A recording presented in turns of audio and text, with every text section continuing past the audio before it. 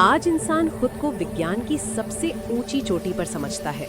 हमने बिजली को कैद किया, आवाज को हवा में दौड़ाया और अब आंखें उठाकर आसमान से बातें करने लगे हैं।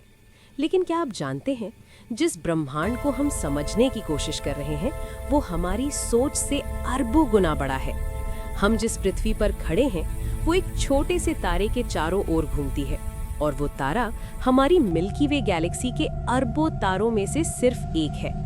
वैज्ञानिक मानते हैं कि मिल्की वे में लगभग 100 अरब तारे हैं और ब्रह्मांड में ऐसी खरबों गैलेक्सियां मौजूद है।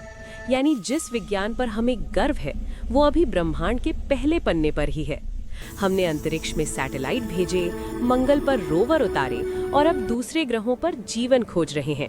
लेकिन हैरानी की बात यह है कि हम अपने ही ग्रह को समझ नहीं पाए। धरती की उम्र लगभग 4.5 अरब साल है और इंसान का अस्तित्व उसके सामने एक सेकंड से भी कम।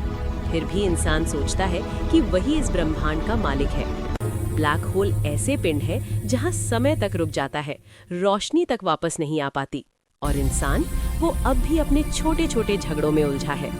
सुपरनोवा विस्फोट एक पल में पूरी सोलर सिस्टम को मिटा सकते हैं। न्यूट्रॉन तारे एक चम्मच में पहाड़ जितना वजन रखते हैं। ये सब हमें याद दिलाते हैं कि असली ताकत कहाँ है। विज्ञान ने हमें सिखाया कैसे आगे बढ़ना है, लेकिन ब्रह्मांड हमें सिखाता है कितना छोटा होना भी जरूरी है। शायद भविष्य में हम सितारों तक पहुंच जाएं, दूसरी पृथ्वियां खोज लें, लेकिन अगर हमने अपने अंदर की इंसानियत नहीं बचाई तो इतना बड़ा ब्रह्मांड भी हमें बचा नहीं पाएगा।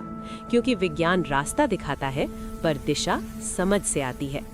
अगर वीडियो अच्छी लगी हो तो लाइक, शेयर और सब्सक्राइब करें। You are one।